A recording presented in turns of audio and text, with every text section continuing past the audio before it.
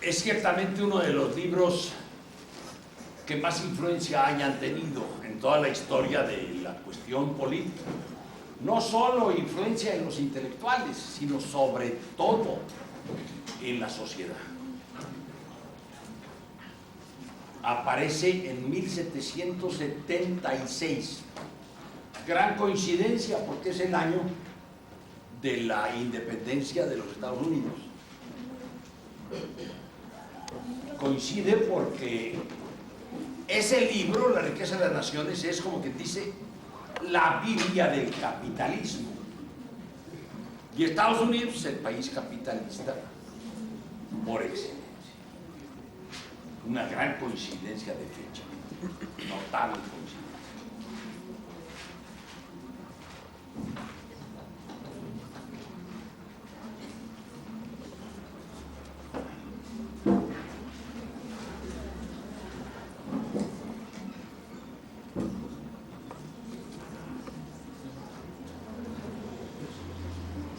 Además, respecto de ese libro,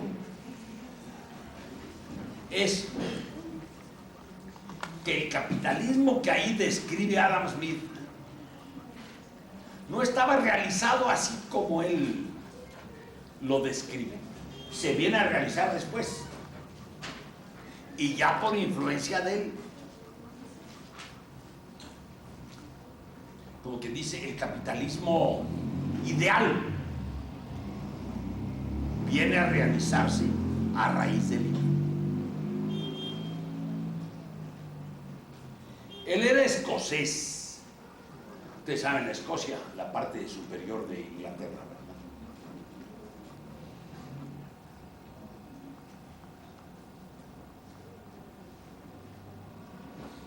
De suyo, profesor de filosofía, aunque no en alguna escuela,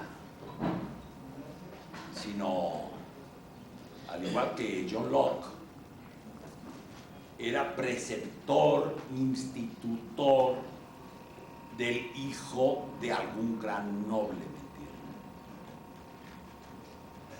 Esos grandes nobles buscaban siempre buenos profesores para el que iba a sucederlos en el ducado, ¿me entienden? Y con ese motivo y con ese dinero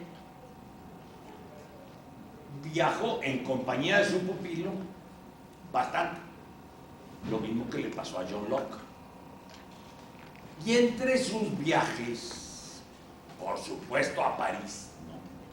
París, para esas fechas era ya el centro del mundo, en cuestión cultural, en cuestión intelectual. Y allí conoció a nuestro amigo Quesnay, el que vimos como jefe de la escuela de los fisiócratas.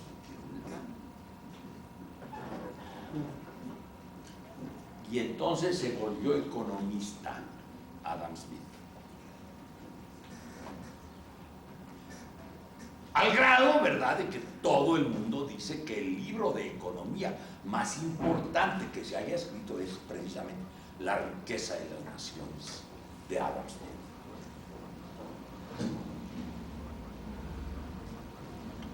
Que la influencia haya sido para bien. No, ya criticaremos, ¿no? Primero veamos las cosas como él mismo las vio.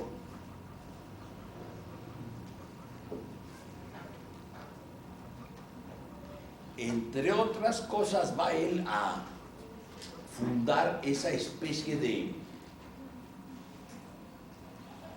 ficción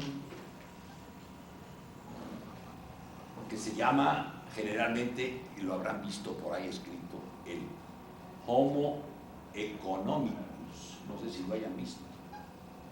Homo economicus. Homo con H. El hombre económico.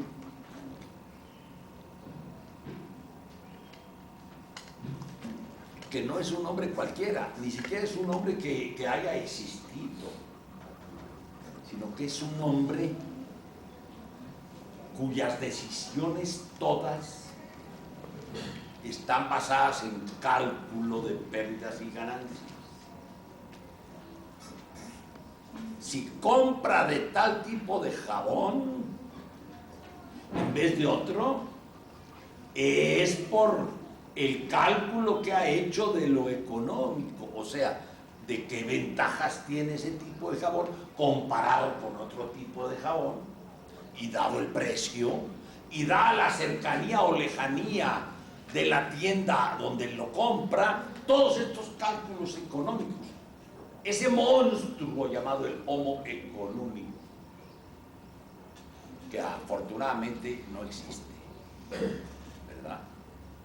Pero que se parece bastante, no más que ahora en lo económico, a aquello que nos había dicho Hobbes, de que el único móvil del hombre es la búsqueda del propio provecho. Más que aquí se trata de provecho económico. Ese monstruo que el capitalismo se empeña en crear, se empeña en que los hombres sean homines economici, o sea, homo economicus en plural. El capitalismo se empeña en inculcar eso. Afortunadamente no lo ha logrado del todo, porque sería un monstruo intratable, ¿saben ustedes? ¿Ustedes cómo conciben a un papá que para pensar si le dedica atención al hijo o no, se pone a hacer cálculos económicos? Es una especie de monstruo, ¿no? O un amigo absolutamente intratable, que si te hace un regalo es porque está haciendo cálculos de que cuándo le vas a hacerte un regalo correspondiente y en qué medida te tiene obligado. Dios mío, dígame dónde está ese amigo para no acercarme, ¿verdad? Un verdadero monstruo. Les digo, afortunadamente no existe. Pero tanto Adam Smith como el capitalismo han hecho todo lo posible para que exista.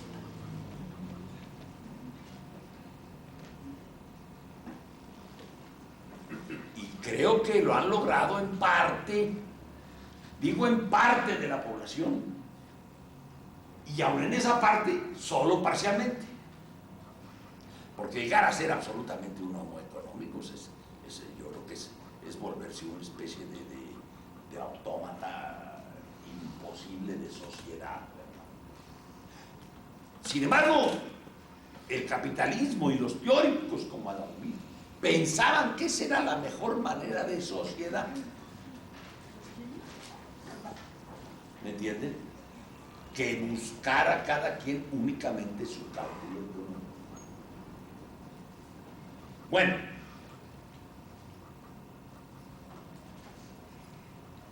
son dos grandes conjuntos de ideas los que tiene Adam Smith. Tiene otras cosas, y muy ligadas a esos dos grandes conjuntos. Pero lo importante es pescar bien sus dos grandes conjuntos. El primero se va a centrar en torno a la teoría del valor. Una cosa, por cierto, aridísima, que la termina de desarrollar David Ricardo, su alumno, su seguidor. Por eso lo apunté ahí.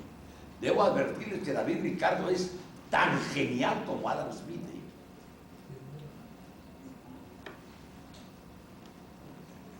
Vivió un poquito después. Vean ustedes, David Ricardo entra hasta el siglo pasado, ¿verdad?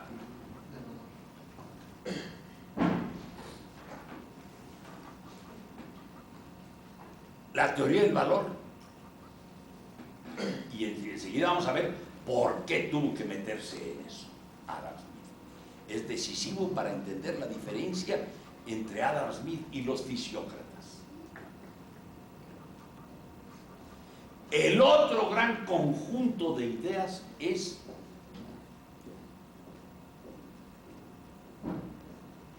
lo que se llama la mano invisible. la armonía preestablecida, que no la había inventado él. Muchos les dije que la había inventado John Locke, ¿verdad? Pero que la pone en lo económico, y allí es donde se vuelve implacable la teoría de la armonía preestablecida o de la mano invisible. Vamos por partes entonces, de tal manera que nos quede tiempo después de criticar, ¿verdad? Lo más fuerte es la segunda parte, les advierto. Me refiero a lo que tiene más potencia influidora en la sociedad. Es la segunda parte, lo de la armonía preestablecida. Y lo más lógico es la primera parte, muy árida, por cierto. Fíjense ustedes cómo tiene que llegar a la teoría del valor. Partamos desde donde estábamos con nuestro amigo Quesnay, o sea, con los fisiócratas en general. ¿Se acuerdan que los fisiócratas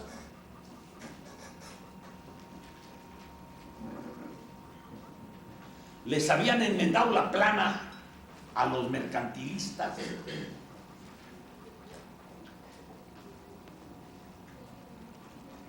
Los mercantilistas habían pensado, ¿se acuerdan?, que la actividad más productora era el comercio. Y los fisiócratas entran formidable diciendo, no, el comercio no produce nada. El comercio traslada las cosas de manos de quien las produce a manos de quien las consume. El comerciante como tal no produce absolutamente nada. Y entonces los fisiócratas lo plantean todo en los términos de produit net. ¿Se acuerdan que lo apuntaron? Producto neto. Y afirman que solo la naturaleza arroja producto neto. ¿Se acuerdan el argumento? ¿Verdad? Que si a una hectárea de tierra le siembras 1 tonelada de trigo, te va a dar 11 toneladas de trigo. Mientras al panadero, si tú le das 1 tonelada de trigo, ¿verdad?, le va a dar si acaso 200 kilos de pan. Caray, salimos perdiendo. Por eso entonces dicen, no, son improductivos. Los industriales solo transforman, no producen. ¿Se acuerdan de este argumento? Es el centro del pensamiento fisiocrático. De ahí a eso se debe el nombre. Physis, naturaleza, y krateo, gobernar. O sea, la naturaleza es la que gobierna, la que manda realmente. Bien, ahí entra Adam Smith, oponiéndose a los fisiócratas directamente.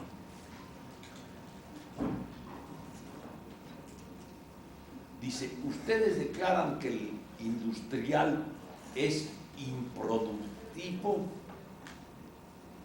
porque produce menos kilos que la naturaleza. Oigan ustedes, eso de los kilos está bien para la física, no para la economía.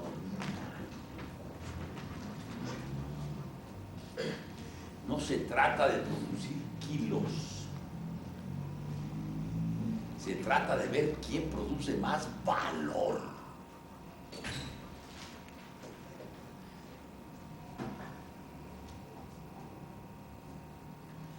Y aquí es donde le da el vuelco total al pensamiento y a la ciencia económica. No se trata de ver quién produce más kilos, sino quién produce más valor. Valor económico.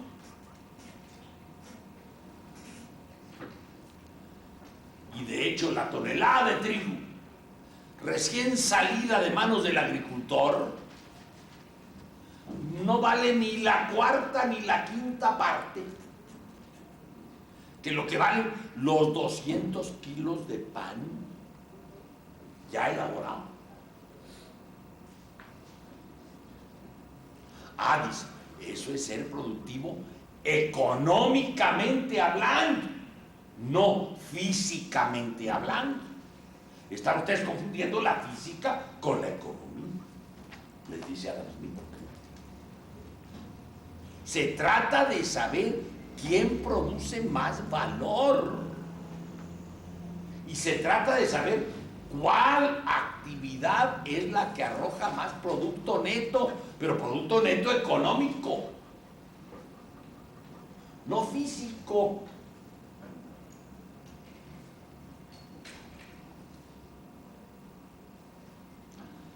Entonces tiene que meterse en qué es el valor. ¿Me comprenden? Y ahí se vuelve sumamente abstracto.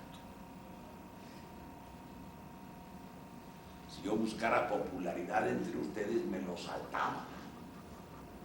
Pero creo que les haría muy flaco servicio. Necesitamos alguna vez haber entendido la teoría del valor de Adam Smith, que la va a tomar Marx después tal cual, y además diciendo, la tomo de Adam Smith. Alguna vez en la vida es necesario haberla entendido en su lógica interna. Les aviso de antemano, a mí no me convence la teoría del valor. Sin embargo, tengo que exponerla con su lógica y su fuerza interior para tratar de entenderla y no caricaturizarla. ¿Estamos? Se trata, dice, en primer lugar, de valor de cambio, el cual no hay que confundirlo con valor de uso. Vamos a tener que meternos en un par de definiciones, por lo menos dos definiciones nos van a ser imprescindibles.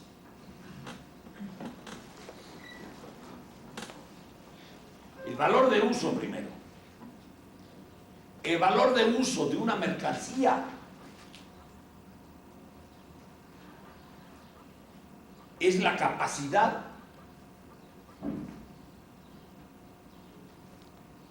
que esa mercancía o ese artículo tiene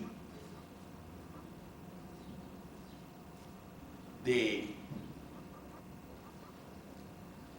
satisfacer,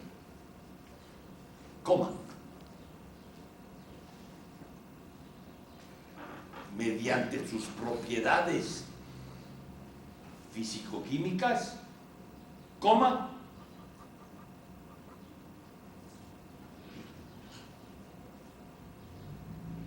las necesidades del hombre. Repito, valor de uso de un artículo o de un producto o de una mercancía es la capacidad que ese artículo tiene de satisfacer mediante sus propiedades físico-químicas las necesidades del hombre. ¿Qué sé yo, por ejemplo? ¿Cuál es el valor de uso de un par de zapatos? La capacidad que tiene por sus propiedades físico-químicas de satisfacer la necesidad de calor y de protección contra los golpes. Es el valor de uso. El valor de cambio es completamente diferente, es algo completamente diferente.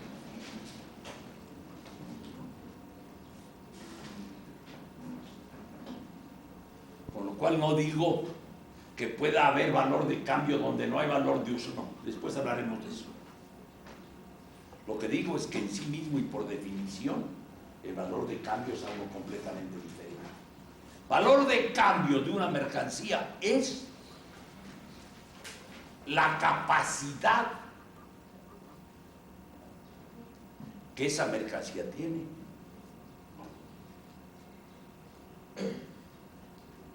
De ser intercambiada por otras en el mercado.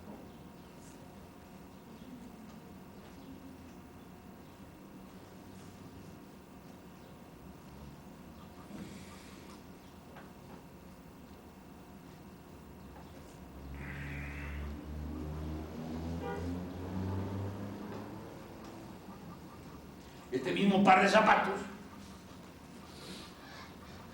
si me voy al baratillo, capaz que me dan 2,000 pesos por ahí. Vete tú a saber cuánto le dan. Ah, bueno, si ya me dan dinero, con ese dinero yo puedo comprar otras mercancías y por lo tanto tienen mis chanclas capacidad de ser intercambiadas por otra cosa, por otra mercancía. ¿Comprenderlo?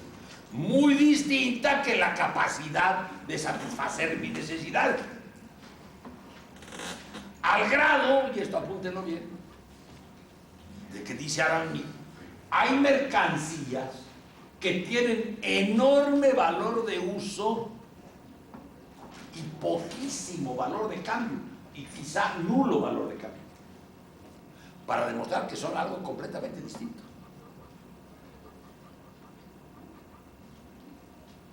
Y viceversa. Hay mercancías que tienen enorme valor de cambio y poquísimo valor de uso. A ver, vengan los ejemplos. Vengan los ejemplos. Una que tiene enorme valor de uso y prácticamente cero valor de cambio. El agua. Ustedes comprenden, ¿verdad? Su valor de uso, bueno, pues inmenso, inmenso. El valor de uso, o sea, la capacidad que tiene mediante sus propiedades físico-químicas de satisfacer necesidades del hombre, enorme capacidad. En cambio, valor de cambio, no, pues no. Imagínense ustedes que a alguien se le destrampa la canica, ¿verdad? Y quiere ir a vender en el mercado un barril de agua. Pues. Por de pronto se llevan las carcajadas del siglo, ¿verdad? Y si insiste, al manicomio va a dar con facilidad, ¿verdad? O sea, no tiene valor de cambio el agua. Bueno, claro, no nos pongamos románticos. En una novela de esas en que vas en mitad del desierto, cayéndote de sed, ¿no? A ver, mi reino por un trago de agua. A ver, pongámonos normales.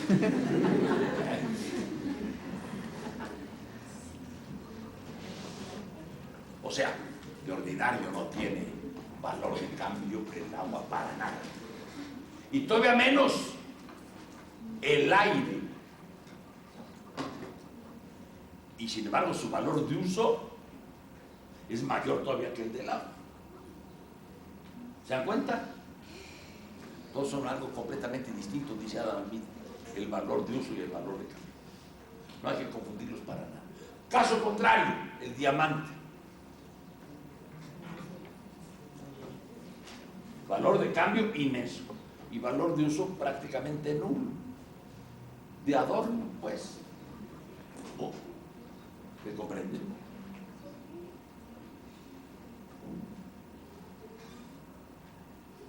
Entonces son algo muy distinto. Estando claros los dos conceptos, insiste Adam Smith. La verdadera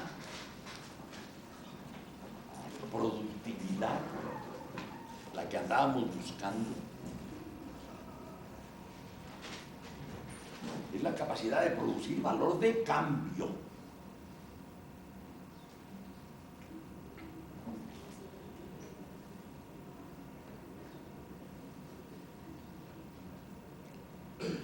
Claro que algo que no tenga ningún valor de uso difícilmente podrá serle interesante a alguien para comprarlo, difícilmente, ¿verdad? O sea, el valor de uso es condición para el valor de cambio.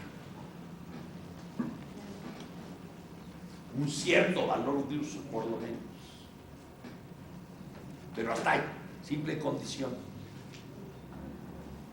No es ingrediente del valor de cambio, el valor de uso. Bueno, dice Adam Smith, nuestra pregunta, aquella que habían planteado inicialmente los mercantilistas, necesitamos reformular. Decían, ¿cuál es la actividad que arroja más producto neto? Pero se entiende ahora ya que arroja más valor de cambio.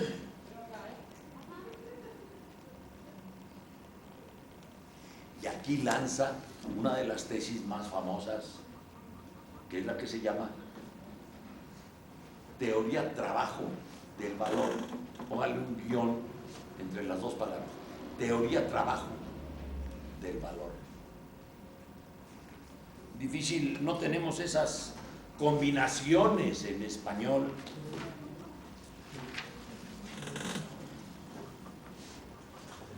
Así estamos traduciendo esta expresión inglesa.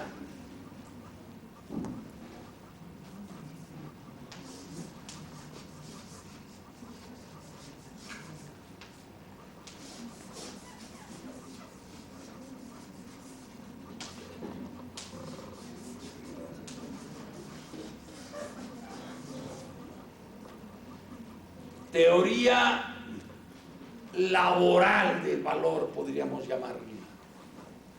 ¿Por qué teoría laboral del valor? Porque lo que nos va a decir, y es gruesísimo, esta es la tesis de la teoría, es que solo el trabajo humano produce valor.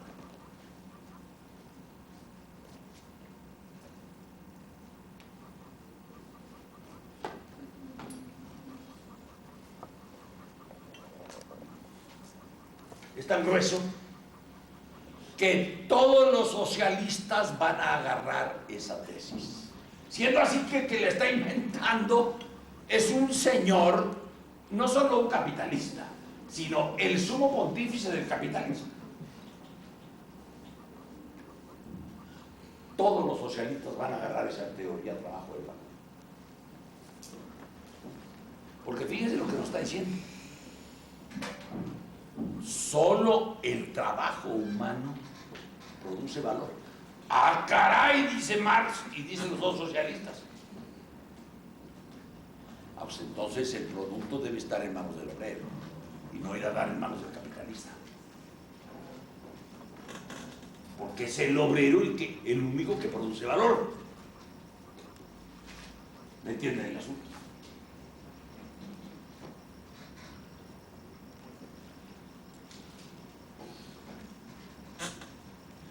Adam Smith no llega a esa conclusión porque le parece que también el trabajo directivo,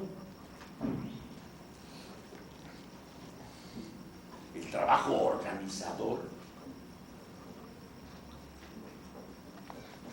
es trabajo. Pero esto lo trata muy poco.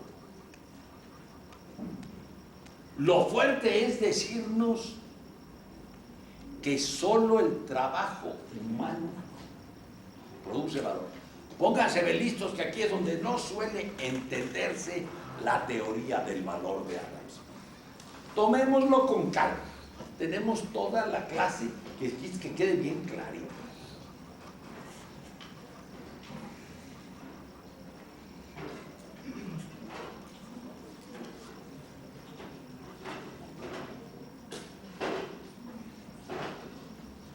No solo nos dice que solo el trabajo produce valor. Fíjese bien, es más fina la cosa. Solo el trabajo produce más valor que el que se invierte en reproducir el trabajo. Con otras palabras, aquello que decían los fisiócratas sobre la tierra y sobre los animales, ya trasladado a teoría a las cuestiones de valor, suena así.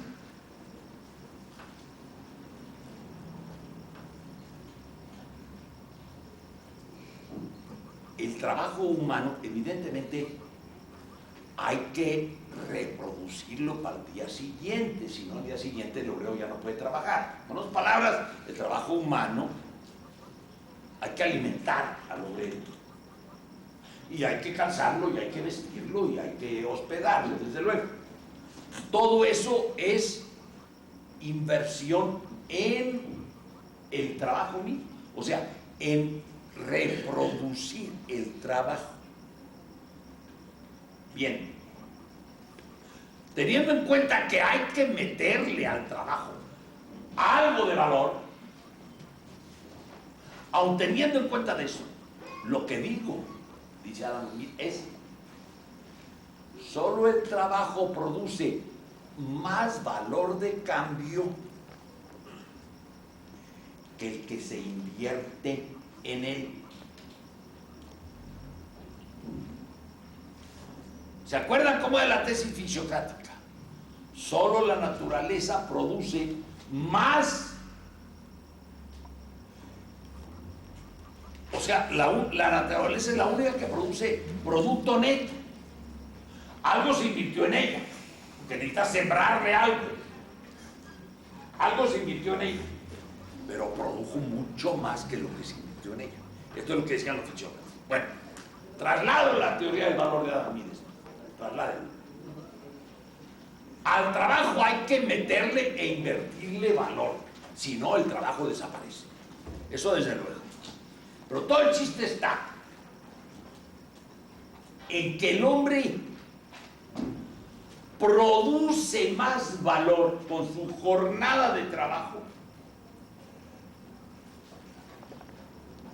que lo que se invierte en reavivar esa fuerza de trabajo. ¿Me entienden el asunto?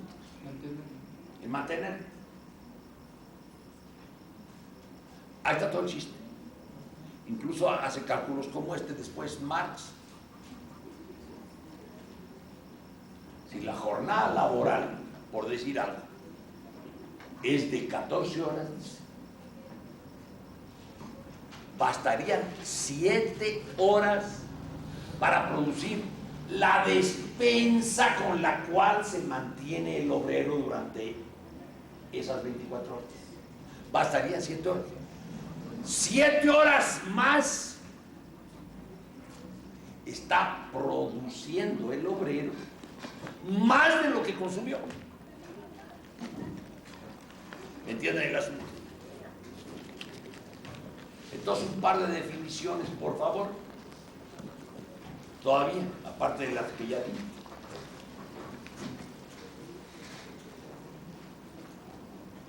Distingue entre trabajo necesario y plustrabajo.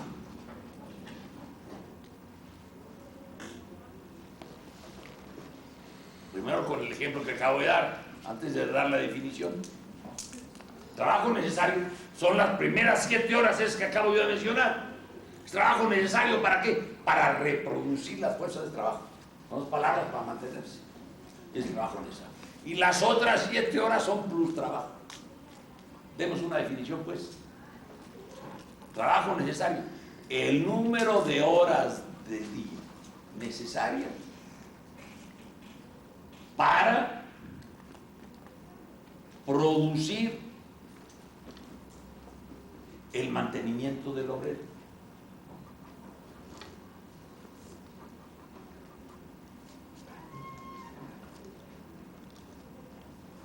El número de horas diarias de trabajo necesarias para producir el mantenimiento del obrero, o sea, la despensa necesaria para que el obrero pueda llegar al día siguiente. Eso es lo que se llama trabajo necesario. Plus trabajo. El número de horas de trabajo que de hecho trabaja el obrero, más allá del trabajo necesario.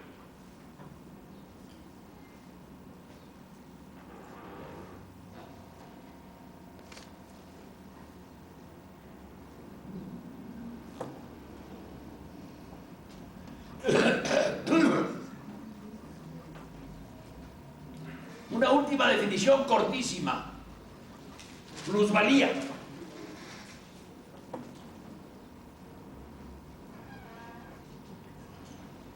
El producto del plus trabajo.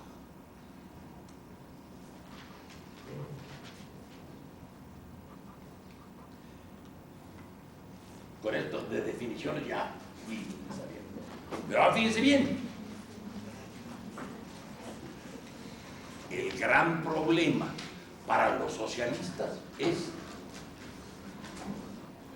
quién se queda con la plusvalía.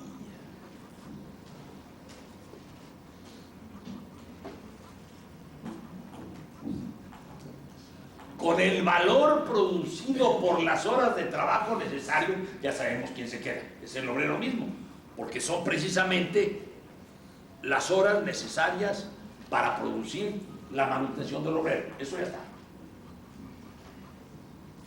El chiste es el valor producido durante las horas no de trabajo necesario, o sea, durante las horas de plus trabajo, ese a manos de quién va a dar. ¿Me entienden el asunto? Es el gran problema del socialismo. Bueno, todavía nos falta algo muy delicado en la teoría del trabajo, en la teoría del valor. Necesito que lo pesquen muy bien, porque fíjense cómo suena la tesis fuerte de Adam Smith. Dice, solo el trabajo humano, ya la apuntaron, solo el trabajo humano arroja más valor de cambio que el que se invierte en él. ¿Se acuerdan que era bien apuntado? Bien. Pero necesitamos ponernos más delicados.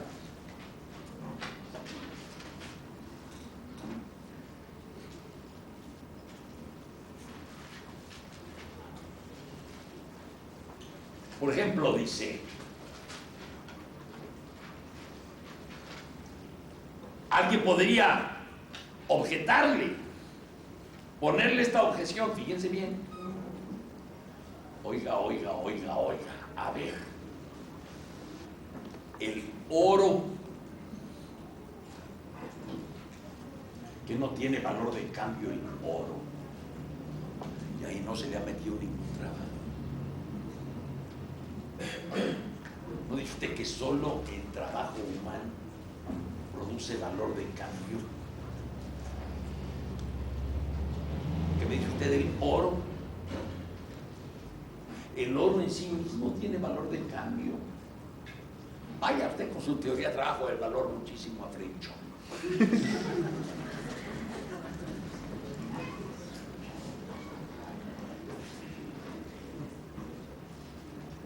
Fíjese bien, la respuesta de Adam Smith es muy importante para darnos cuenta exacta de la teoría.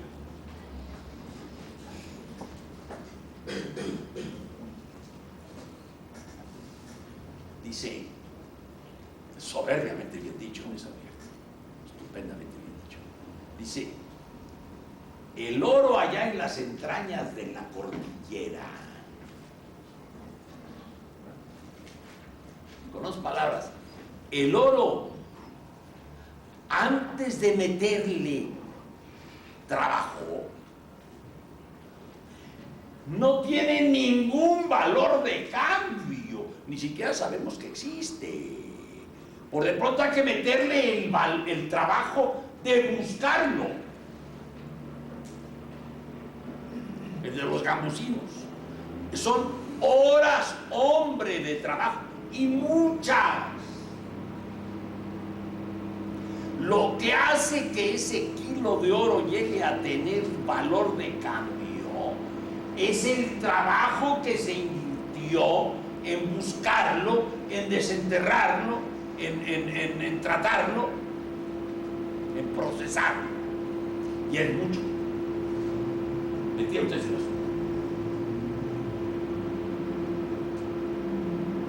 Allá en el corazón de la montaña no vale nada tu tonelada de oro, dice Adán. Empieza a valer un poco en la medida en que ya haya trabajo que se invierte en ese oro. ¿Se fijan?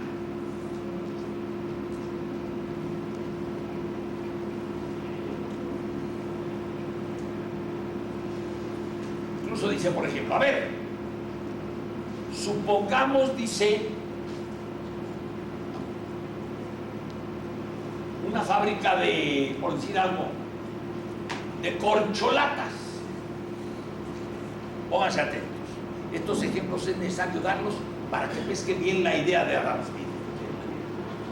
Y para que pesquen cuán defendible es y cuán lógica.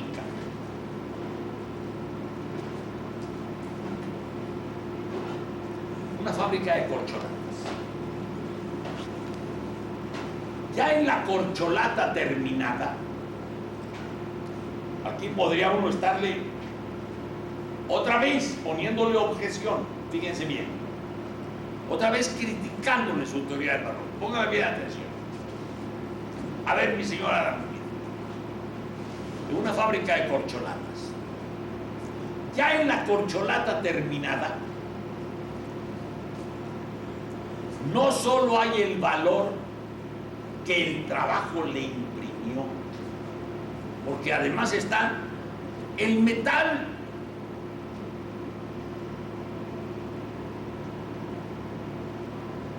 No me diga usted que ese metal no tiene valor.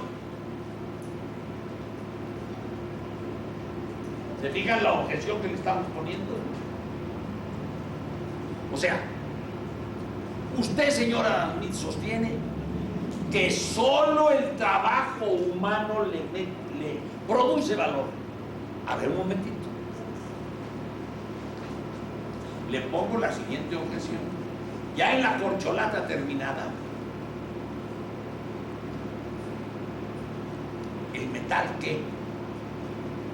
Ese no tiene valor.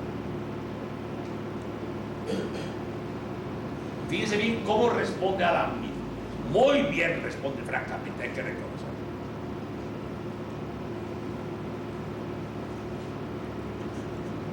Yo no he dicho, dice, que en el producto terminado solo haya el valor del último obrero que lo trabajó. No. También hay el valor del metal. Pero ese mismo, ¿de dónde salió? Aquí recordemos lo que les decía del oro hace un momento. Ese metal, ese hierro, o el metal que sea, cuando estaba en el seno de la montaña no tenía ningún valor. Ya que llega a la fábrica de corcholatas, tiene valor, sí, cierto. Y parte de ese valor es precisamente parte del valor de la corcholata terminada. ¿De acuerdo? Pero ¿de dónde le vino el valor a ese cachito de metal?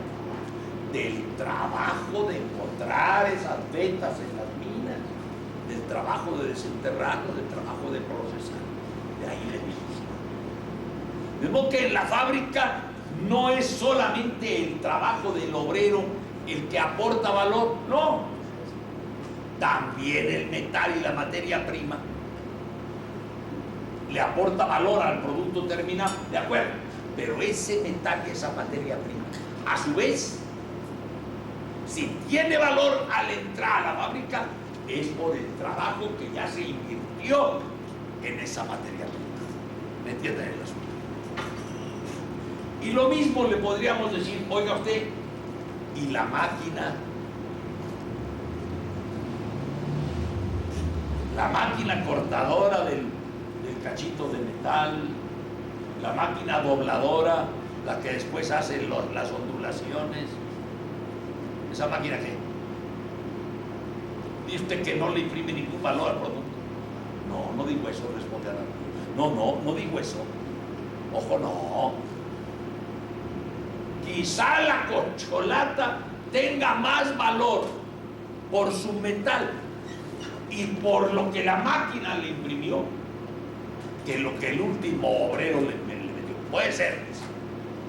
Pero la máquina misma, fíjense bien en este punto, la máquina misma, y esto es clave, fíjense bien, no produce más valor que el que se invirtió en producirla a ella.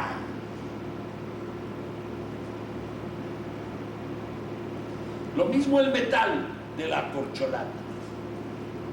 No produce más valor que el que se invirtió en producirlo a él. La maquinota esta que dobla la hojalata y la corta y lo que sea, supongan que me costó 10 millones de pesos. Y que durante el lapso de vida, antes de que se vuelva chatarra, yo alcanzo a fabricar con esa maquinota 10 millones de corcholatas. Muy bien, quiere decir que el valor de esa maquinota se va, como quien dice, dividiendo en el producto, y cada corcholata va a tener, debido a la maquinaria, un peso de valor, ¿de acuerdo?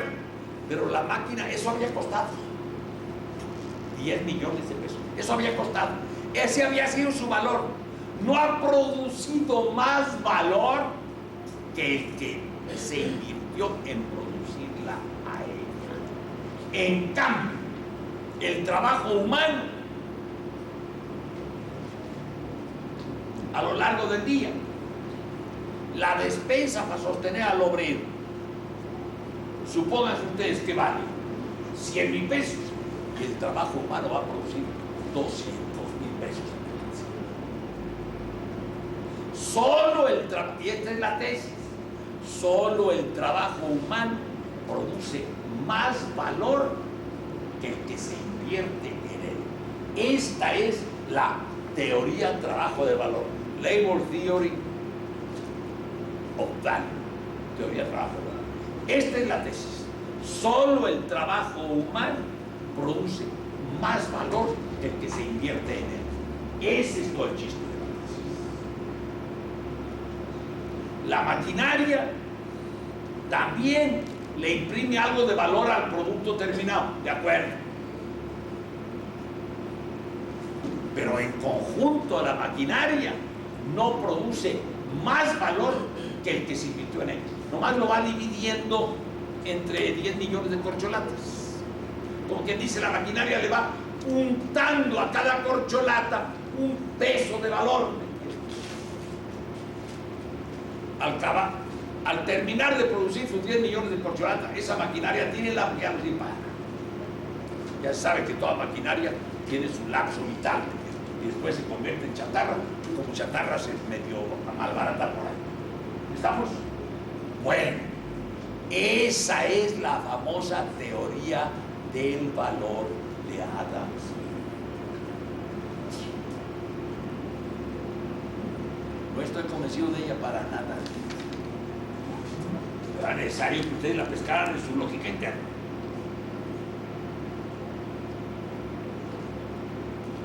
Ahora vamos, les digo, nomás primero resoplen fuerte. Vamos ahora al segundo gran conjunto, que es el que va a tener más influencia.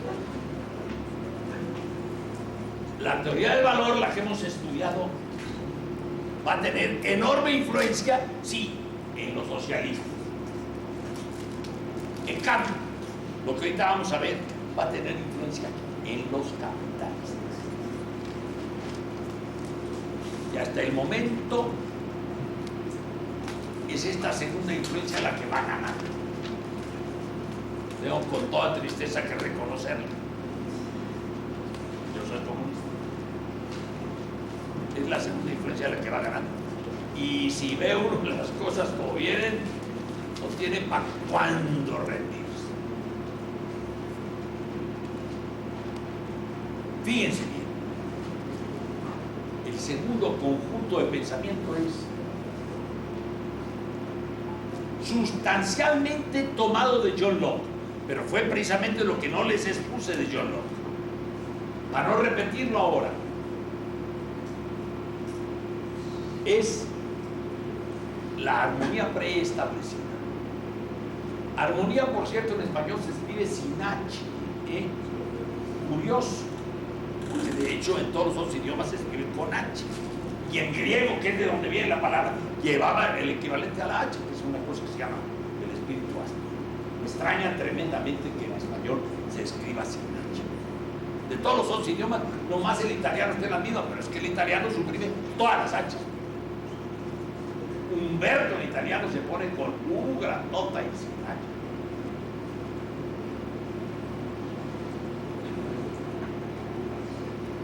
Bueno, la armonía preestablecida lo que dice es esto.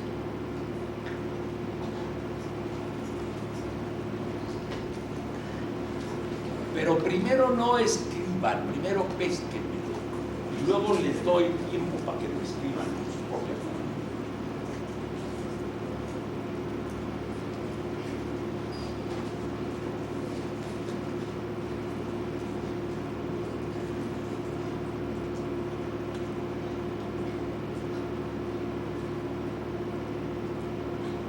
Ese móvil del propio provecho que todos traemos adentro nos lo puso Dios. Y entonces, como Dios es un creador sapientísimo, inteligentísimo, Él se encarga de que, buscando cada quien su propio provecho, resulte el bien general. Hay una armonía de los egoísmos, digamos así. Cada quien buscando su propio provecho y resulta el bien general mayor. Mayor incluso que si aquel tratara de dominar su propio provecho para hacerle el bien al otro. No, el mejor bien que puedes hacerle es buscar tu propio provecho. Esta es gruesísima, se da cuenta. Dice, hay una armonía preestablecida, o sea, hay una mano invisible que va conduciendo el conjunto de tal manera que con el motorcito ese, que cada quien busque su propio provecho, el resultado es que se procura el bien general de la mejor manera posible. Por ejemplo, y los ejemplos son gruesos. Repito, después les voy a dar tiempo para que apunten. Nomás voy a poner el primer ejemplo.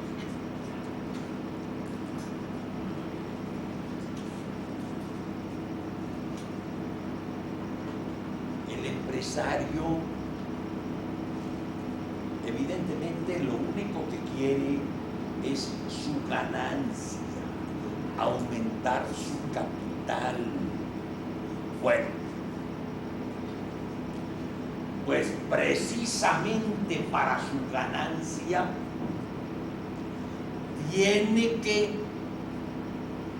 adivinar cuáles son las necesidades de la sociedad, porque si no las adivina, no vende su producto y quiebra.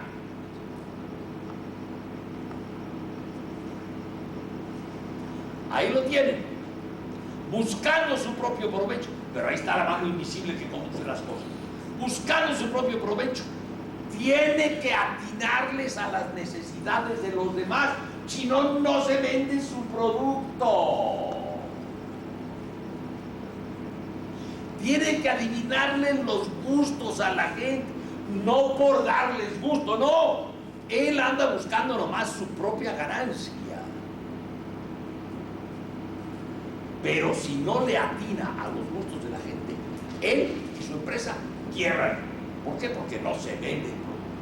Ven ustedes la mano invisible, dice. Ahí está.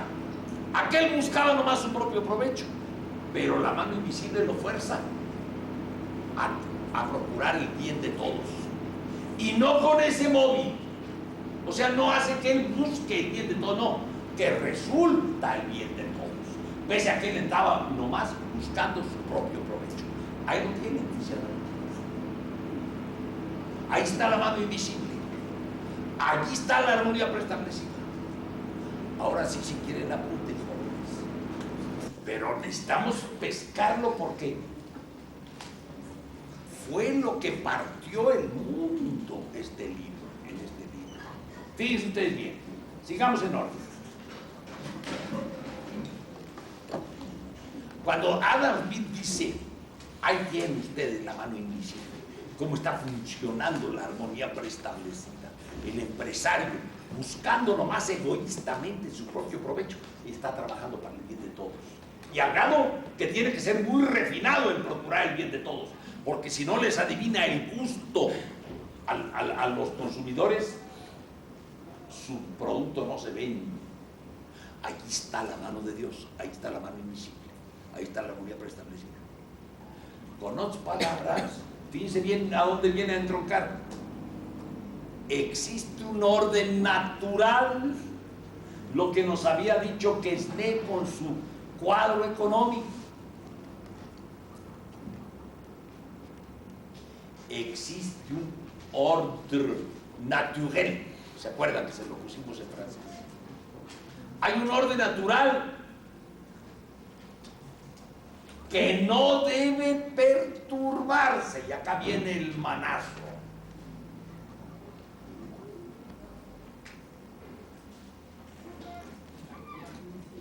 Si el gobierno se mete, va a impedir que funcione esa armonía preestablecida. Va a impedir, ¿se acuerdan lo que nos decía Quesnay? ¿Verdad? Sería como interrumpir la circulación de la sangre. Hay un orden natural. Ahora, note la diferencia, es formidable. Lo de Adam Smith es muy superior a lo de Quesnay, sencillamente. Porque Quesnay lo único que descubrió es que había una circulación, ¿verdad? En cambio, para Adam Smith está descubriendo que esa circulación es no solo buena, lo mejor que se puede hacer.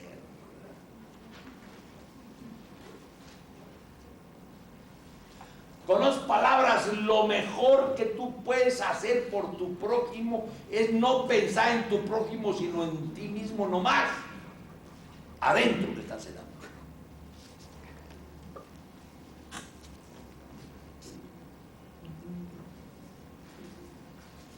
Se dan cuenta de la fuerza de este asunto.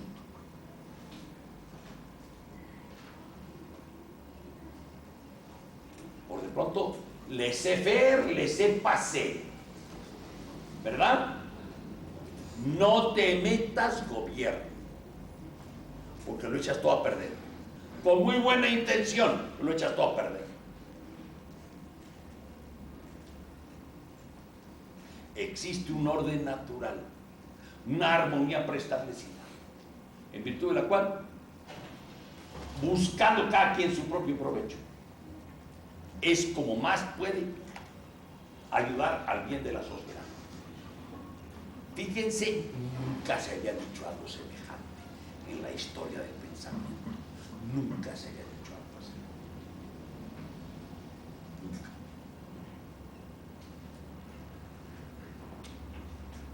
Tu gobierno, desde luego, no te metas. Pero no solo el gobierno tiene que recibir lecciones ahora de Adam Smith, no. Fíjense la lección que recibieron los empresarios, que les vino como agua de mayo, como anillo al dedo, ¿verdad? Se sintieron la gente más importante del mundo. Ellos estaban haciendo lo que la sociedad necesita y lo estaban haciendo enriqueciéndose ellos. Ya no era mal visto de aquí en adelante el ocuparse de lo económico. ¿Se acuerdan que en la Edad Media eso era, pues, no muy para los nobles, ¿me entienden? No, ahora resulta de que lo más noble es la actividad empresaria. Y por cierto, maravilloso, porque yo lo único que estoy buscando es mi propio interés y mi enriquecimiento. Y estoy haciendo el mayor provecho para la sociedad. Esta es la Biblia del capitalismo, me comprenden lo que les había dicho al principio. La Biblia del capitalismo. Te lo cambian todo, ¿no? En adelante el egoísmo es lo mejor. O sea, ya mandaron toda la moral muchísimo al diablo.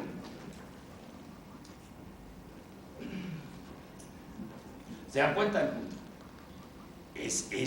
Es trastornador lo que en este momento avanza. Y empieza a dar ejemplos. Ejemplos para sacar, después de cada ejemplo, la conclusión. Laissez-faire, laissez-passer. No te metas con. Y debo advertirles que cada ejemplo hace mella. Se los advierto de antemano. Yo estoy completamente convencido de que todo esto es falso. Y sin embargo, cada ejemplo que lanza Adam hace mella, hiere.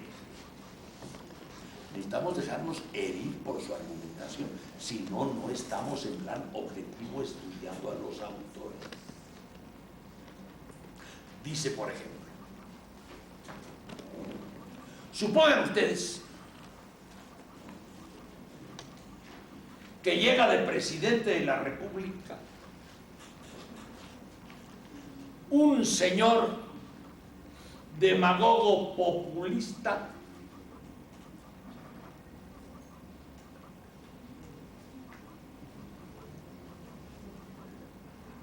que les prometió a las grandes barriadas y a las barriadas medias que al llegar al poder lanzaría una ley que bajara las rentas de las casas de alquiler. Con ello consiguió naturalmente que los inquilinos votaran por él y lo eligieran de presidente. Muy bien. Y la intención del señor es muy buena, dice Adam Smith. Él está viendo que el inquilino es explotado, que la mitad del sueldo se le va a pagar la renta, que por lo tanto alimenta mal a sus hijos porque le queda menos, etcétera, ¿no? O sea, la intención de ese señor presidente es magnífica. Y llega el presidente y obliga a bajar las rentas, a bajar el alquiler. Con otras palabras, está violando el laissez-faire.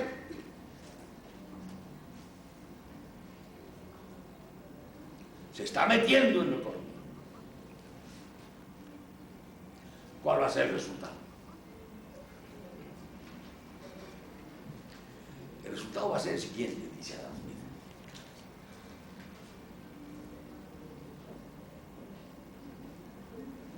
Que a nadie le va a convenir en adelante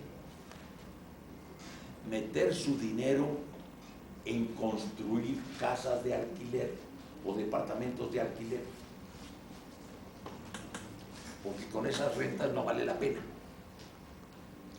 Yo voy a meter mis ahorros en otra cosa y no en casas o departamentos de alquiler, porque con ese monto del alquiler mejor lo invierto en otra cosa, en la bolsa o en la agricultura o en otra cosa.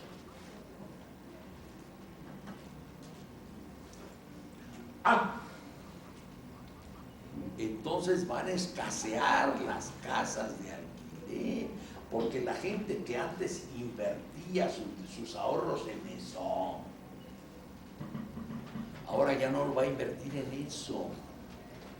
Van a empezar a escasear, cuando es de aquí que lo que no escasea son inquilinos, porque cada joven y pareja de jóvenes que están saliendo necesitan una casa, un techo donde casarse. Eso es lo que significa casarse, ¿me entienden?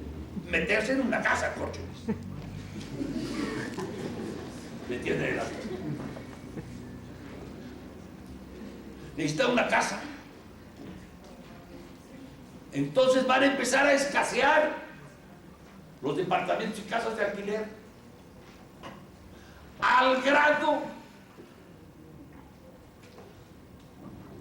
de que la parejita de jóvenes, él ya por fin consiguió un empleo, ya se logra casar, aquel va a conseguir departamento bajo cuerda como sea,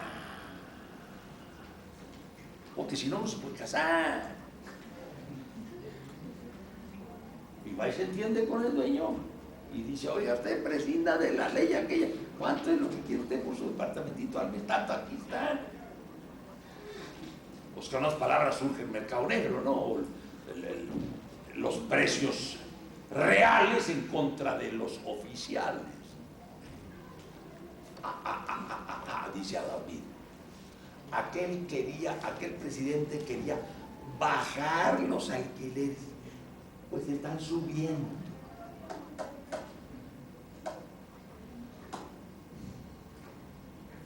Y cuanto más insista con su ley, más van a subir los alquileres. Y aquellos grupos humanos a los cuales trataba él de favorecer son los que van a resultar más perjudicados. ¿Por qué? Porque violó ese presidente el laissez-faire, laissez-passer, le monde va de lui-même. Hay una armonía preestablecida, dice David. Si cortas la circulación, las cosas no funcionan. Les advertí que hacían mella los ejemplos de este hombre. ¿Se dan cuenta, verdad? Es fuerte, es pensamiento muy fuerte. No en balde ha tenido el eco que ha tenido. Y así se pone a dar ejemplos. ¿Qué sé yo, por ejemplo? El salario.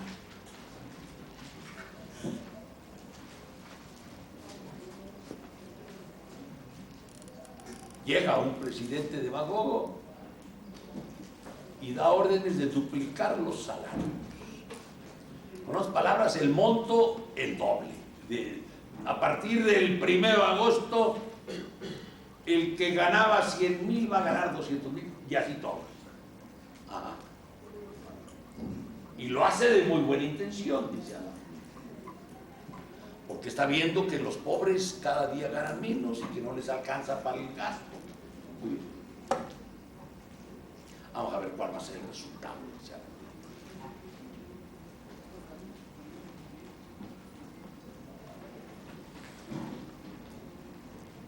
Los empresarios son los que van a pagar esos salarios.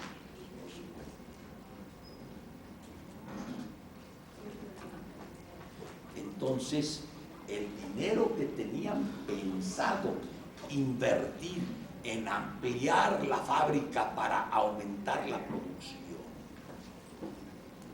no lo van a poder invertir en eso, sino que lo van a tener que meter en salarios.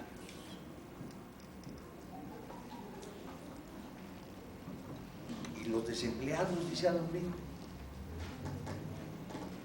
los que no tenían más esperanza sino que el empresario ampliara su fábrica y su producción. ¿Los desempleados qué? Que sigan muriéndose de hambre. Aquel creía que le hacía un beneficio a la sociedad y a los más necesitados. No, oiga usted, el desempleado está más necesitado que el otro.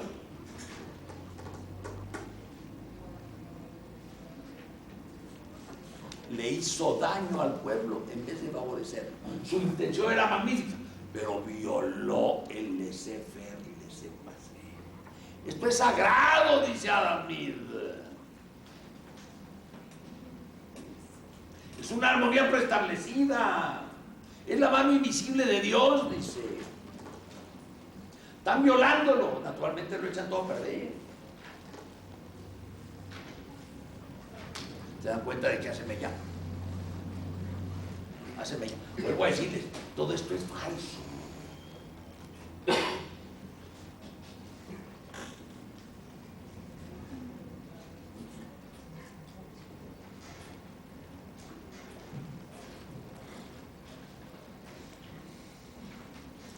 Otro ejemplo, y los ejemplos son interesantes.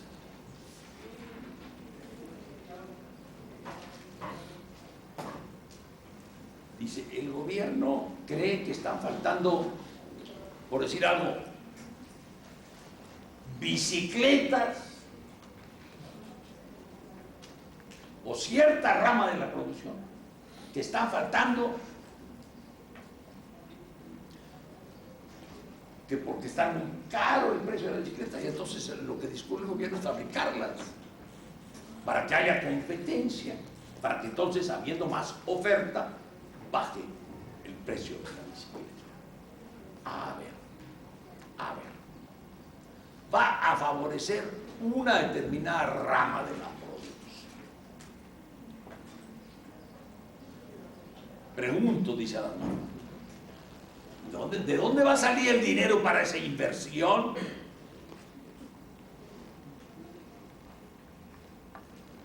Va a ir a pedírselo prestado al banco, o a los bancos, o a la banca en general, sino ¿de dónde?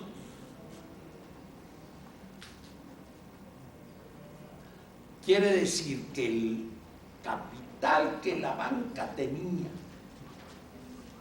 para inversiones que le pidieran los empresarios, para inversiones que la demanda estaba pidiendo, ahora ya no va a haber ese capital, sino que por orden del gobierno ese capital se va a invertir en otra cosa que allá al presidente se le ocurrió. En vez de atender ese capital, la demanda que realmente había de otras cosas, por capricho del gobierno se van a producir bicicletas. Quiere decir que las cosas que realmente se necesitaban no se van a producir. Por lo tanto, se va a encarecer ese tipo de cosas que realmente se necesitaban. No, dice, si lo mejor es dejar que la oferta y la demanda resuelva el problema. Todo lo que les he estado diciendo de la armonía preestablecida y de la mano invisible funciona a través de la oferta y demanda, por supuesto. O sea, la libre competencia, son sinónimos. Oferta y demanda es la valvulita a la cual tiene que ponerle atención el empresario, porque en esa valvulita se le está manifestando lo que la sociedad necesita, ¿verdad? Es una valvulita mágica, dice Adam. Tiene el efecto de la mano invisible, de la armonía preestablecida. ¿Estamos? ¡Qué barbaridad! Yo tenía ahora que refutar a Adam, pero nos quedan 5 minutos para de redondear su pensamiento. Apunten por lo menos esto antes de irnos. ¿Cuáles vienen a ser las únicas funciones del gobierno, según Adam Smith?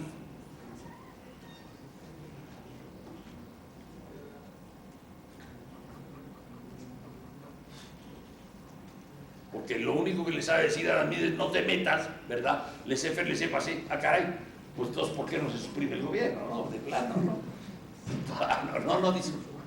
No. Tiene 4 funciones. La defensa contra enemigos exteriores.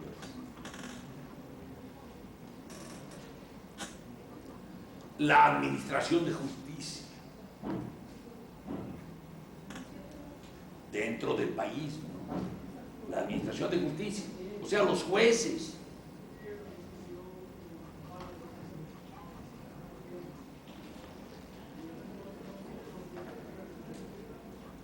Tercero, claro, y ligado con ello, la policía.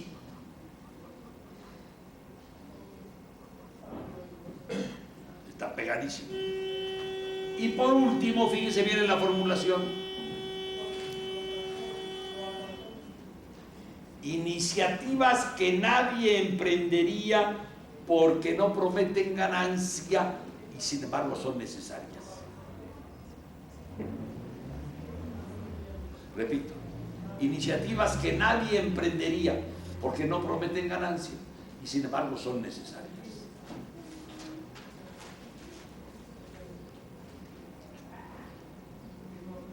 Qué sé yo, carreteras, hospitales,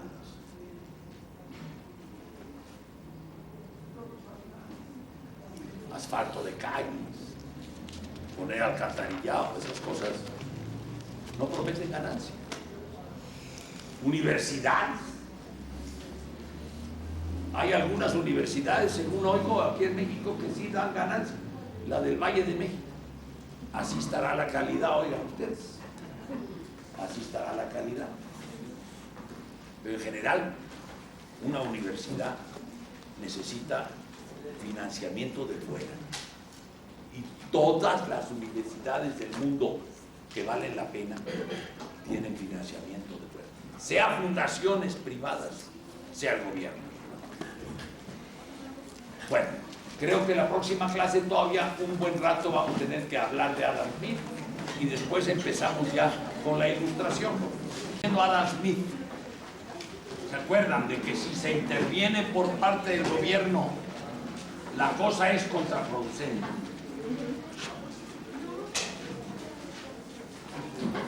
Todos esos ejemplos son típicos de la manera de raciocinar que Adam Smith inaugura. ¿Se acuerdan, verdad? Decía, si se bajan artificialmente las rentas de alquiler, ¿verdad? El resultado es que empieza a escasear la casa de alquiler, etcétera, etcétera, y por lo tanto empieza a haber mercado negro y acaban subiendo las rentas. ¿Se acuerdan? Bueno, cada vez que los clásicos, y el clásico por excelencia es Adam Smith, cada vez que los clásicos hacen un argumento de estos, introducen siempre esa clausulita que puse allí, in the long run, que significa, en buen español, a la larga sucede tal cosa. In the long run significa a la larga, o sea, en la carrera larga.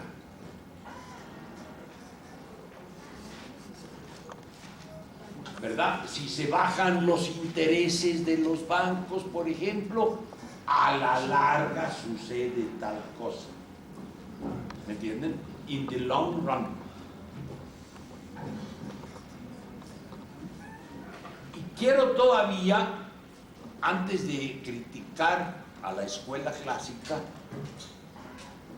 ponerles un último ejemplo de ello,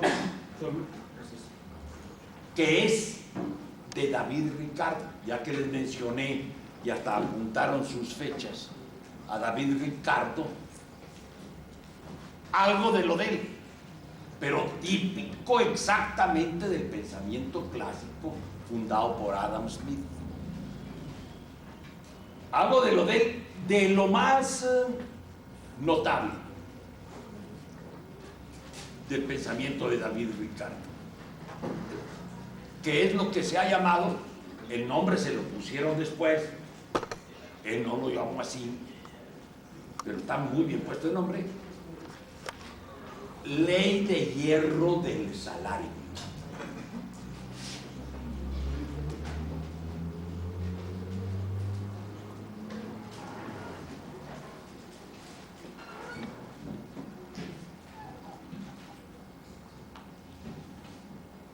Dice lo siguiente, la ley de hierro. Primero pésquenmelo, después les doy tiempo para que lo, porque tiene su cosa, ¿no?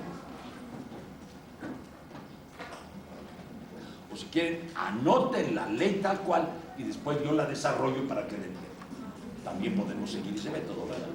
Dice, el nivel de salarios de un país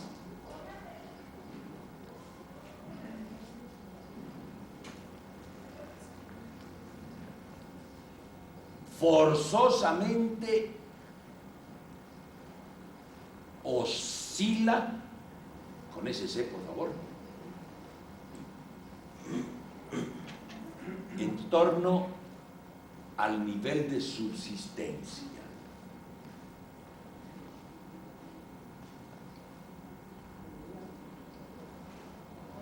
Lo cual significa que si por una temporada baja el nivel de salarios, forzosamente tiende a subir otra vez al nivel de subsistencia.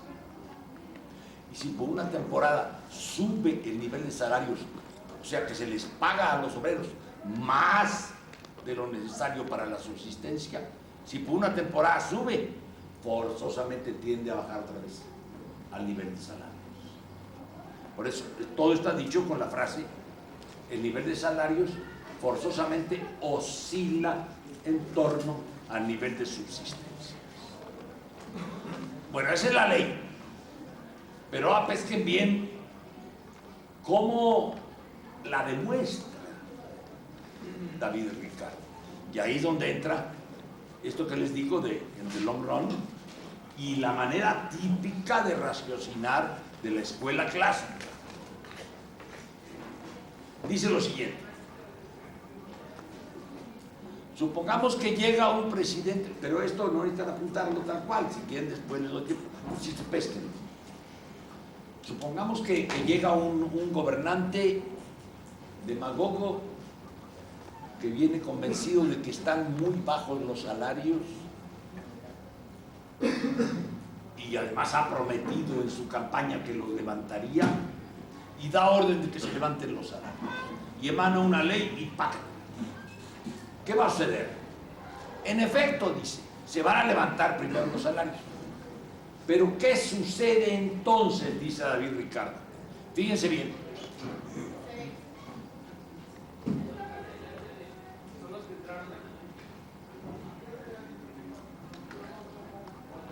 Crece en número la clase obrera, dice David Ricardo. Porque estando los niños mejor alimentados, mueren menos niños de clase obrera durante la infancia. Mueren menos. Por lo tanto, in the long run, a la larga, crece el número de los obreros del país.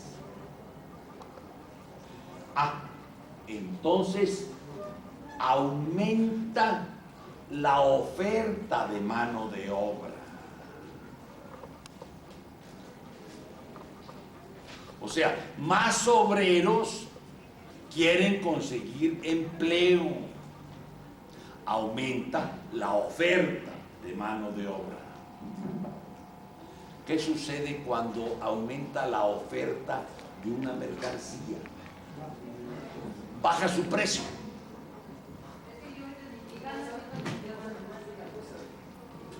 Ahí lo tienen, dice David Ricardo. La subieron artificialmente, lo subieron el nivel de salarios. Automáticamente tiende a bajar.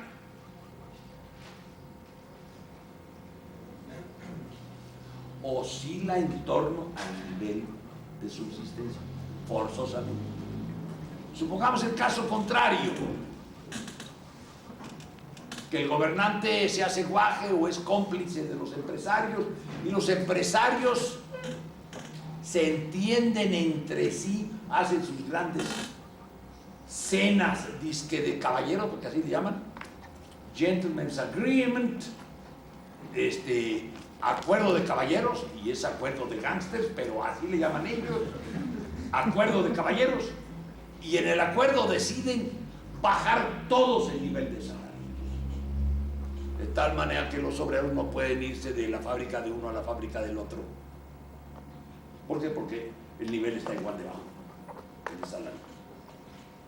Supongamos eso, que bajan artificialmente, o sea, no bajan el nivel de salarios por oferta y demanda, que eso sería precisamente lo que quiere Adam Smith y lo que quiere David Ricardo, que las cosas se regulen por oferta y demanda. Pero una especie de gentleman agreement, evidentemente, no es oferta y demanda, sino que es una decisión artificial de modificar las cosas. Las modifican hacia abajo. Empiezan los obreros a ganar menos.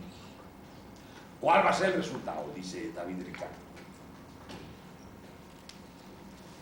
Que por desnutrición en la infancia mueren más niños que antes en la edad infantil, de la clase obrera, ¿se entiende? Resultado, va a disminuir el número de obreros a la larga, in the long run, va a disminuir el número de obreros. Por lo tanto, hay menor oferta de mano de obra. Con otras palabras, hay menos obreros buscando chamba. ¿Qué sucede con una mercancía cuando hay menor oferta? Que sube el precio. Sube el precio. ¿Por qué? Porque si yo no encuentro jabón en el súper, tengo que irme a las droguerías del centro a conseguir jabón al precio que me lo pidan. ¿Me entienden el asunto? Porque al disminuir la oferta de una mercancía, su precio tiende a bajar. Quiero decir, su precio tiende a subir, precisamente. Entonces, ahí tienen, dice, el nivel de salarios volviendo a irse para arriba. Artificialmente lo habían bajado los empresarios. Forzosamente vuelve a subir hacia el nivel de subsistencia. ¿Me entendieron la argumentación? Ahora, escríbanla con sus propias palabras y me hacen el favor. Les puse este ejemplo de David Ricardo, en primer lugar, para que conocieran algo específico de David Ricardo, pero además porque es típico de la manera de raciocinar de la escuela clásica. Todos sus argumentos y raciocinios que van siguiendo la lógica siempre suponen in the long run, a la larga.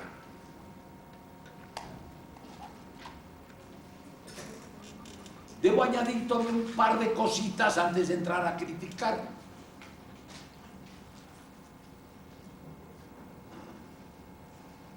La escuela clásica en Adam Smith es un optimismo increíble. Increíble, incluso optimismo para el futuro. No solo optimismo en el sentido de que dice lo que estamos viendo con el capitalismo es lo mejor que podía suceder. No solo en ese sentido, sino también en el sentido de futuro. Lo mejor que puede suceder en el futuro es que sigamos fiándonos de la oferta y la demanda. Como habíamos visto, dice, lo mejor que puede hacer alguien por la sociedad es seguir la búsqueda de su propio provecho. Como eso es lo que está sucediendo en el capitalismo, eso es lo mejor que podría pasar, dice Adam Smith. Cada quien está siguiendo su propio provecho y está causándole a la sociedad lo mejor que le puede causar. Y así va a seguir. Las iniciativas que hagan falta para la sociedad, por la oferta y demanda, los empresarios las van a tomar, porque la valvulita de la oferta y la demanda les va a decir, ahorita hace falta producir tal cosa. Entonces está atendida la sociedad y lo estará en adelante de la mejor manera posible. Es de un optimismo desenfrenado, ¿me comprenden? Siempre está pensando que si hay algo defectuoso en el capitalismo que está viendo, eso era inevitable en cualquier caso. No solo era inevitable, sino que si trata a alguien artificialmente de evitar ese negrito del arroz, el resultado es contraproducente. Para eso nos ha estado dando la serie de argumentos que nos dio en la clase, lo que expuse en la clase pasada. O sea, si hay algo que no nos gusta en el capitalismo, dice, sería mucho peor en otro sistema. Oigan, compañeros, serían tan amables de no distraer. Si hay algo que no nos gusta, a mí tampoco me gusta, dice Adam, pero tratar de corregirlo con una intervención que viola el laissez-faire, ya sabemos qué resultados va a traer, contraproducentes. De modo que las cosas, no digo que estén como en el cielo, no, pero es lo mejor que pueden estar.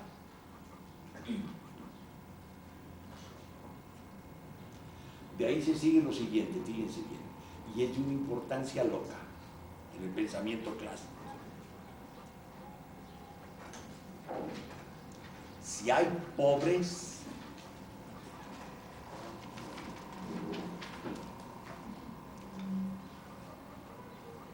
por su culpa son pobres.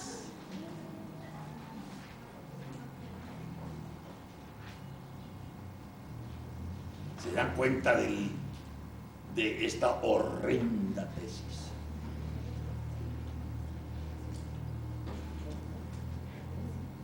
¿Por qué? Por su culpa. Oiga, todo el mundo puede tomar iniciativas, nomás atínale a lo que hace falta para la sociedad. Si no la estás tomando, por tu culpa no la estás tomando. Esa es la actitud de los capitalistas, ¿me comprenden eso? Adam Smith les interpretó el pensamiento, más que interpretárselo, les hizo el pensamiento Adam Smith. Y no solo dice, si hay pobres, por su culpa son pobres, pues podrían salir de su pobreza si tomaran la iniciativa. No solo dice eso, dice, si el gobierno trata de favorecerlos, el resultado siempre es contraproducente.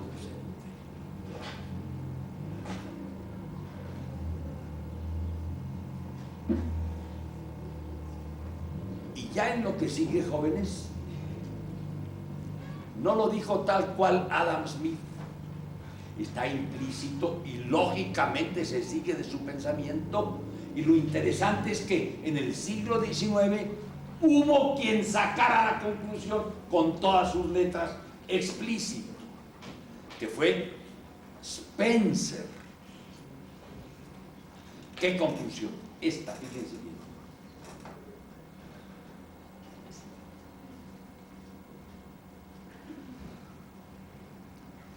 si el gobierno interviene en favor de los pobres,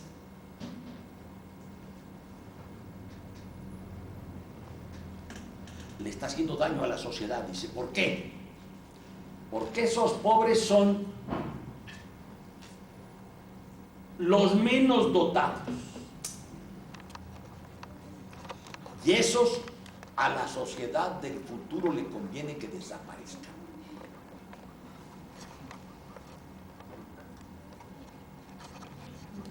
¿Se dan cuenta de la fuerza del pensamiento? Si les salva la vida el gobierno, está dañando a las generaciones futuras, dicen los clásicos. Porque esa gente, lo mejor era que no se reprodujeran.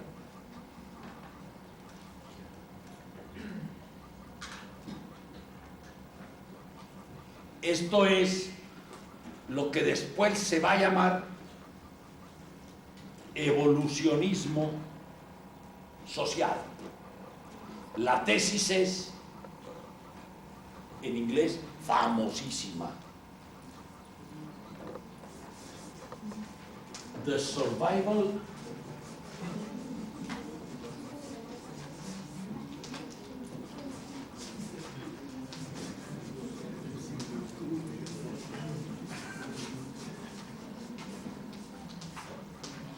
survival of the fittest.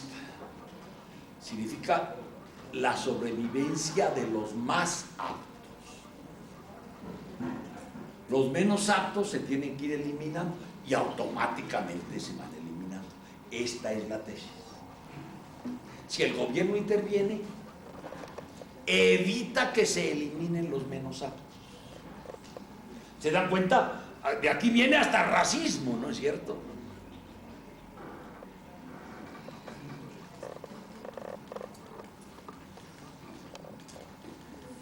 Esta frase, the survival of the fittest, se inventó en sociología, o sea, la inventó Herbert Spencer. No vayan a poner una E ahí, Spencer. No, señor, Spencer. La inventó Herbert Spencer en lo social. Y de allí la tomó Darwin para su teoría de la evolución en lo biológico.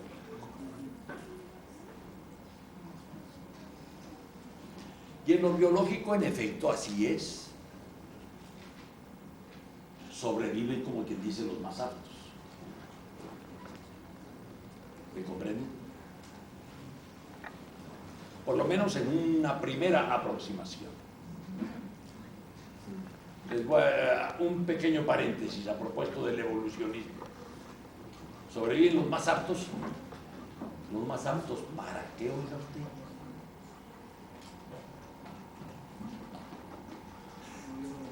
¿Me comprenden el asunto? Los más aptos, en el fondo, nunca dijo ¿para qué? Ni Darwin ni Spencer. En el fondo lo que están diciendo es los más aptos para sobrevivir, sobreviven. Esto equivale a una tautología, ¿me entienden? Prácticamente nos están diciendo, sobreviven los que sobreviven. Ah, no, pues ahora sí que nos ilustró usted muchísimo. ¿Verdad?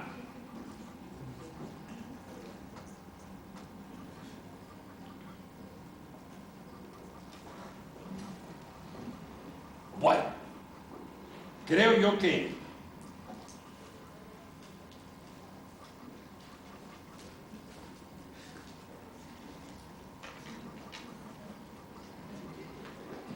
con esto han ustedes pescado lo más esencial del pensamiento clásico en economía.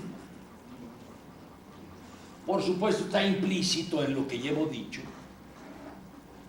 esta otra tesis, está implícita claramente. Ellos afirman que el capitalismo, esta búsqueda de cada quien del propio provecho, es el único sistema que asegura el aprovechamiento óptimo de los recursos existentes en un país y en la tierra. ¿Me entienden? ¿Por qué? Porque es la mejor manera de aprovechar los recursos, tanto los recursos de minerales, agrícolas, etcétera, como los recursos de mano de obra. Se está produciendo precisamente lo que hace falta y que en forma creciente. ¿Por qué? Porque la válvula de la oferta y la demanda está pidiendo nuevas inversiones en lo que hace falta. ¿Me comprenden el argumento? Bueno, ahora sí quisiera dedicar un rato a criticar el sistema de Adam Smith, el sistema clásico, que equivale a criticar el capitalismo.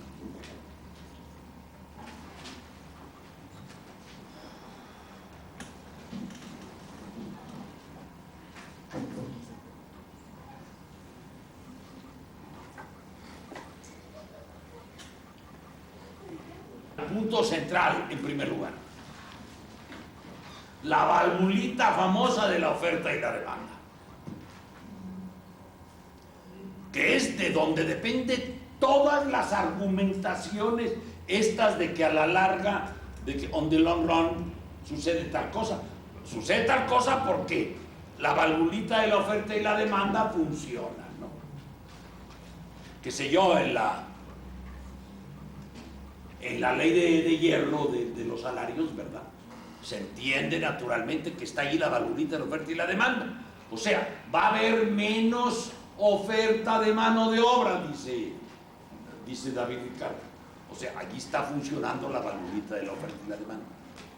Todo el argumento de los clásicos pasa a través de esa válvula, que es como quien dice el representante de la mano invisible, de la armonía preestablecida, esa valvulita.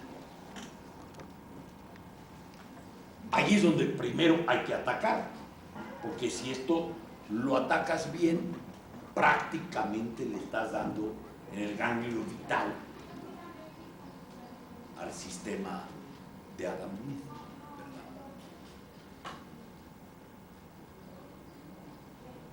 Y lo que sostengo respecto de esa famosa valvulita de la oferta y la demanda es que en realidad esa valvulita no refleja las necesidades más urgentes y trágicas de la sociedad ni del mundo.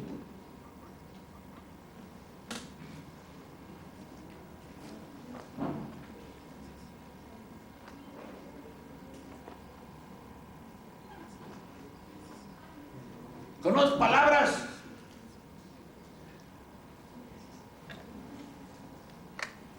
las necesidades más apremiantes no hacen que la oferta y la demanda, esa manecilla,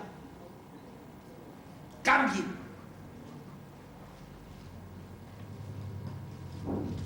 Por ejemplo,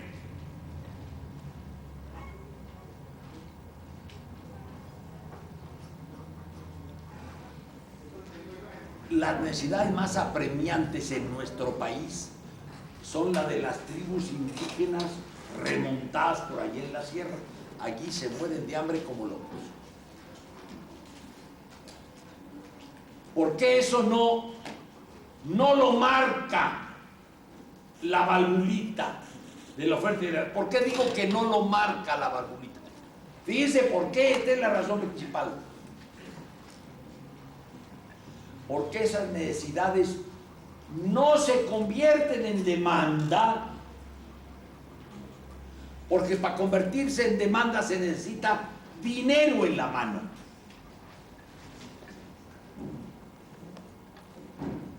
Yo puedo estarme muriendo de hambre, pero no transformo mi miseria y mi necesidad en demanda, porque para llegar a demandar se necesita llegar a comprar. Es lo mismo llegar a demandar que llegar a comprar, ¿me entiendes? Si no tengo dinero, no transformo mi necesidad en demanda. Por lo tanto, la oferta y la demanda no está reflejando mi necesidad de comprender el asunto. Y si todo va a tener que pasar a través de la valvulita de la oferta y la demanda, esa valvulita queda impasible cuando yo me haya muerto de hambre y durante toda mi agonía de hambre. No vibra la agujita esa, ¿me entienden? No le manifiesta a nadie nada la valvulita. ¿Me entienden el punto? Con otras palabras, las necesidades solo se convierten en demanda si tienen poder de compra. Con otras palabras, si tienen dinero.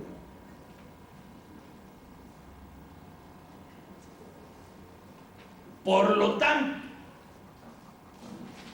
las necesidades más apremiantes y urgentes de un país no se convierten en demanda, porque son las necesidades de aquellos que no tienen con qué convertir sus necesidades en demanda.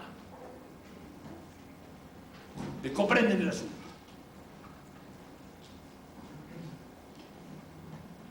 Y a nivel mundial, que eso se me olvidó tocarles al exponer a Adam Smith y a David Ricardo, ellos también hablan a nivel mundial.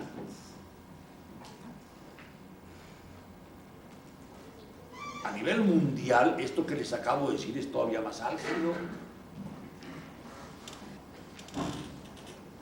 Estamos continuamente enterándonos por la televisión y los periódicos de las poblaciones inmensas de Sudán, de Uganda, de Somalia, que mueren por millones de hambre.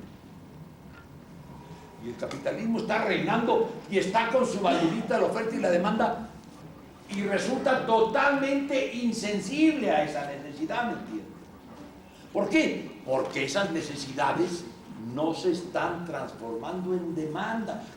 ¿Por qué no están transformando en demanda? Porque no tienen dólares los somalíes. Esas son las peores necesidades, las que no tienen poder de compra precisamente. Entonces, el sistema mismo de Adam Smith, de por sí, no es la mejor manera de conducir la economía, ni de un país ni del mundo. Porque si algo me parece a mí evidente desde el principio, es que los recursos que existen en un país, en un territorio y en el mundo, tienen como finalidad única satisfacer las necesidades de la población. Esto no lo garantiza el sistema de Adam Smith, porque su valvulita de la oferta y la demanda le falla por completo en los casos precisamente más álgidos y más urgentes. De modo que el optimismo ese, tanto en cuanto al presente, ¿quieres cerrar la puerta por favor conmigo? El optimismo ese, tanto en cuanto al presente como en cuanto al futuro, es totalmente infundado. Porque todo el mecanismo de la armonía preestablecida y de la mano invisible que sostiene la escuela clásica depende de que funcione eficazmente la valvulita de la oferta y la demanda.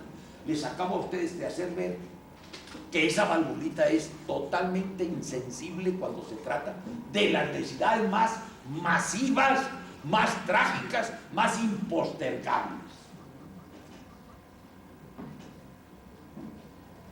Entonces, no hay en el sistema de Adam Smith quien conduzca las iniciativas hacia la satisfacción de las necesidades más urgentes. Caray, pues entonces el sistema no sirve. Porque si hay algo que me parece a mí evidente desde el principio, es que a un sistema económico lo tenemos que juzgar por su capacidad intrínseca sistemática de satisfacer las necesidades de la población.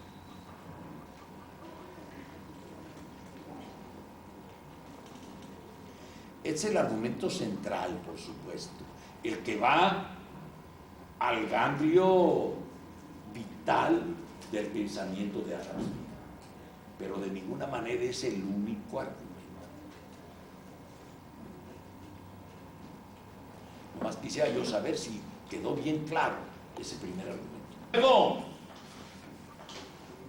no lo explicité al exponer a Adam Smith ni a David Ricardo, pero ustedes lo sobreentendieron claramente. Todo el sistema supone propiedad privada de los medios de producción. O sea, la libre competencia es precisamente entre gente que es dueña de medios de producción, o sea, que tiene una fábrica, ¿verdad? Y los consumidores, por un lado, esa misma gente que tiene una fábrica, y los obreros, por la otra. Allá hay juego de libre competencia. Hay el mercado de las mercancías y el mercado del trabajo, por supuesto. También el mercado del trabajo lo suponen constituido por gente con oferta y con demanda. ¿Oferta y demanda de qué? De trabajo. Así como el otro es oferta y demanda de mercancías y de servicios, ¿verdad? Todo el sistema se apoya, digamos, en lo que John Locke creyó demostrar, de que la propiedad privada de los medios de producción era derecho natural. ¿Se acuerdan que me entretuve en este punto? Que presentó 4 argumentos John Locke y que lo fui deshaciendo uno por uno.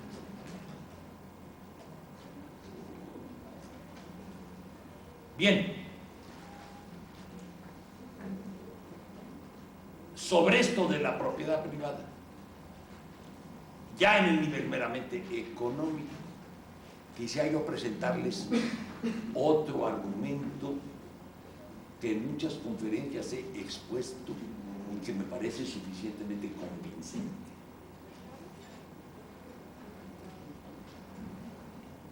Primero con un supongamos y después ya sin suponer nada.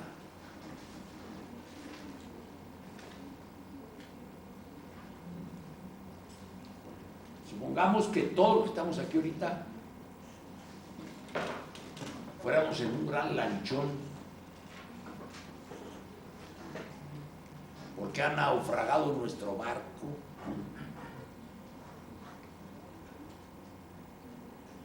y los grandes barcos transatlánticos de hoy ya tienen muy previsto la posibilidad del naufragio y por lo tanto tienen grandes lanchas muy bien equipadas, inclusive de agua dulce para beber, ahí en la misma lancha, ¿verdad? Y de alimentos en lata, incluso de primeros auxilios, etcétera, ¿no? Que vamos todos en un lanchón de esos, por mitad del océano, esperando que al cabo de 8 o 15 días lleguen a salvarnos. Supongamos, es como una especie de experimento mental.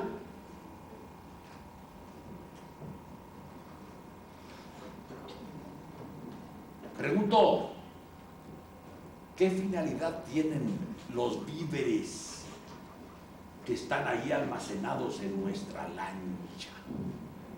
¿Qué finalidad tienen? Evidentísima la respuesta, ¿no? Satisfacer las necesidades de los que vamos en la lancha. El que sostenga otra cosa, a ese amárrenlo, porque se constituye en un peligro ahí entre nosotros.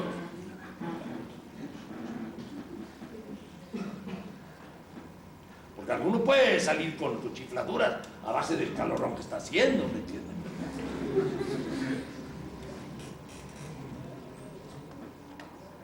Que me salga con la chifladura de que él va a destinar para otro fin alguna porción de los víveres, de los recursos que hay ahí.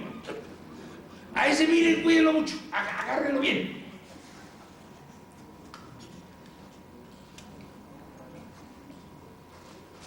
sé yo, el que empieza a decir, no, yo tengo derecho de decidir qué se haga con este lote de espinacas. No tiene usted ningún derecho, mi amigo. En eso consiste la propiedad privada, en que tengo derecho de decidir qué se haga con las cosas.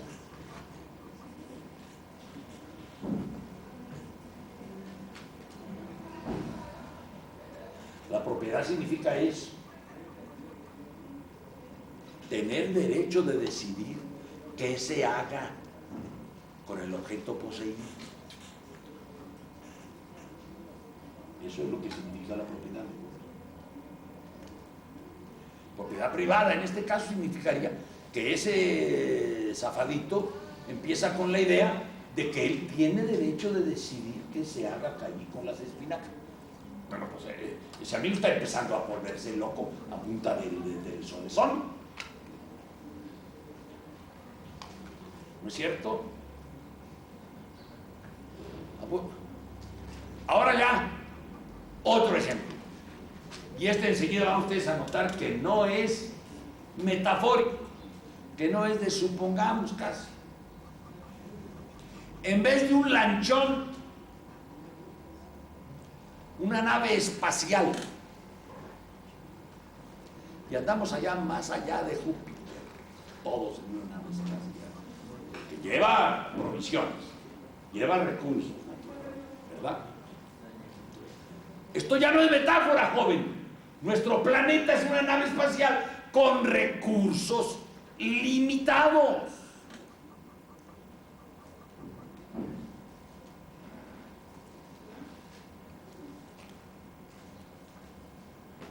O sea, ahí hay víveres en una especie de despensa limitados. Todo en la Tierra es limitado. Vamos, en efecto, en una nave espacial todos nosotros. Esa nave espacial se llama el planeta Tierra. ¿Cuál es la finalidad de los recursos existentes en el planeta Tierra?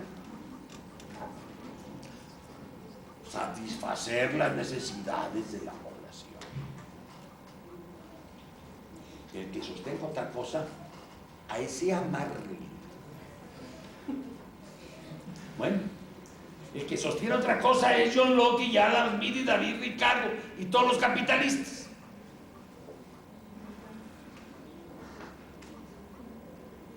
¿Por qué? Porque están diciendo que ellos les pueden dar otra destinación a los recursos. Por ejemplo, la destinación de hacer negocio, de aumentar su capital.